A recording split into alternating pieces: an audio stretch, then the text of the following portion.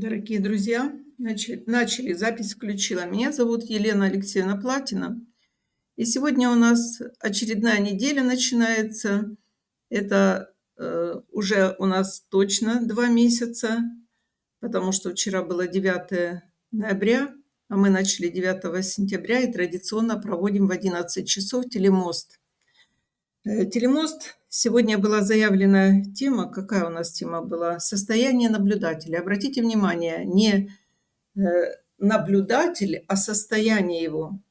И вы уже, вероятно, все слышали о том, что есть на нас влияет наблюдатель.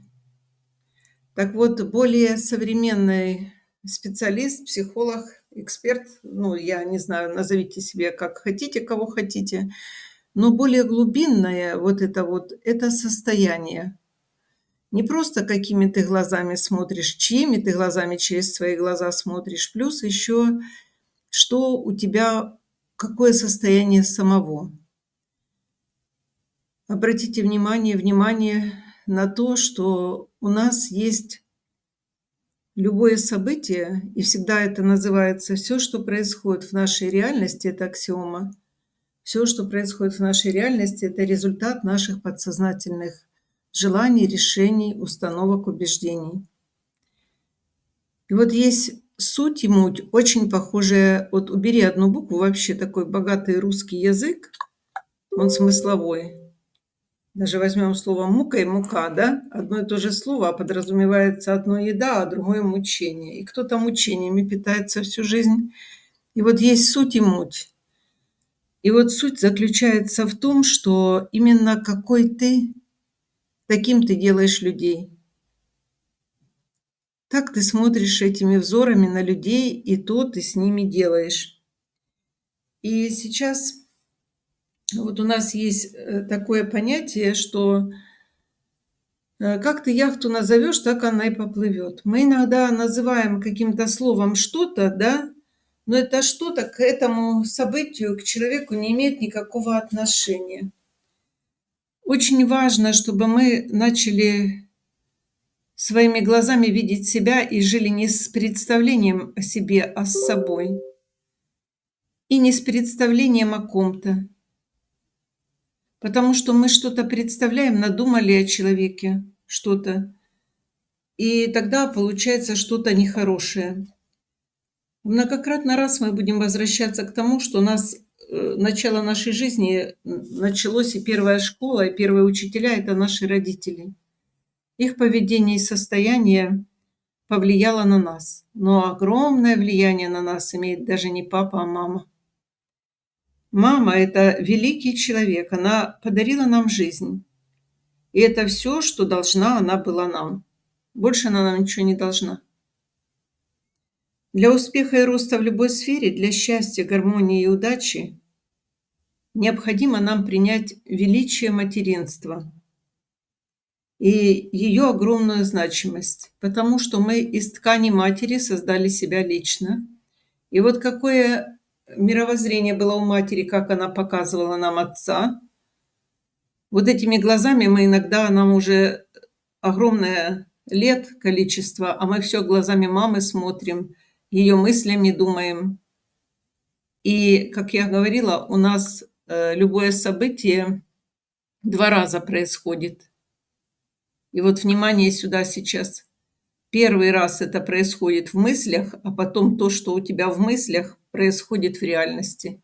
Именно ты все это делаешь из своих мыслей, что ты надумал.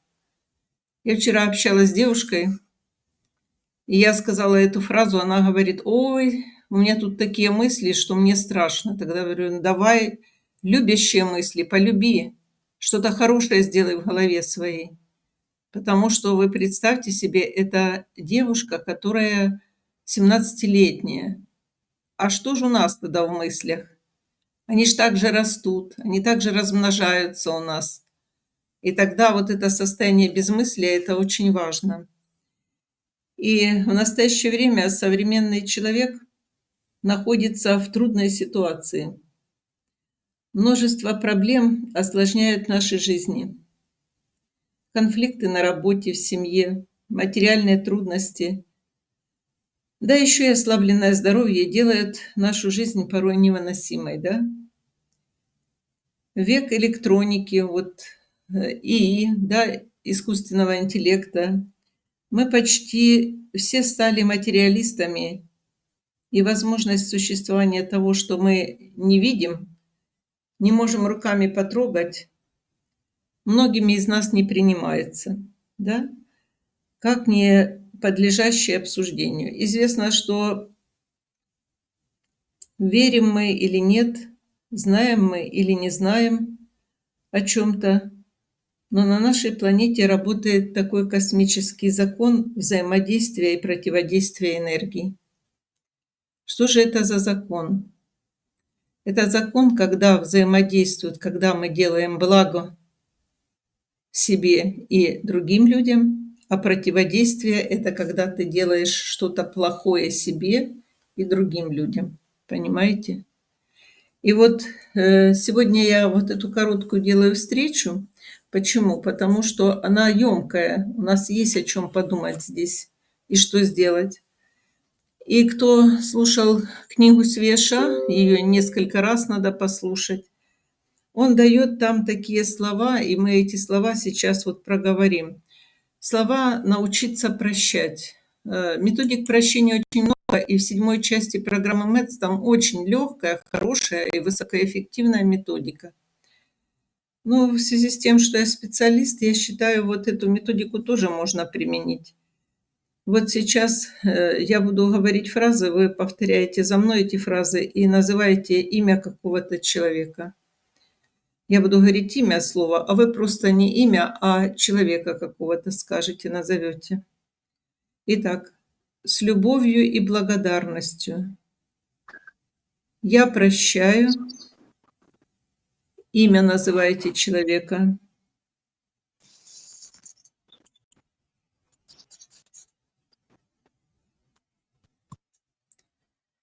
и принимаю его таким, какой он есть. Я прошу прощения у, имя называете человека, за мои мысли и эмоции по отношению к нему. Я эти слова напишу в чат МЭЦ. Они очень хорошие слова, потому что, понимаете, мои мысли, мои скакуны, они скачут очень быстро, и ты мало того, что сам себя ядом этим поливаешь, только этим ядом ты можешь наделить и других. Говорить, что я добрая или я добрый– это говорить. Говорить, что я люблю или любящий– это тоже говорить. Вот почувствуйте, что нам нужно сделать с собой для себя, чтобы у нас все получалось лучше, легче и проще. Итак, мои дорогие, самая такая короткая эта встреча у нас. Но, как я сказала, состояние наблюдателя влияет на наблюдаемое. Как вы думаете о себе? Вы тоже за собой наблюдаете, что вы о себе думаете? Вот эти вот посылы вам я даю. Сейчас я запись остановлю, и мы практику сделаем.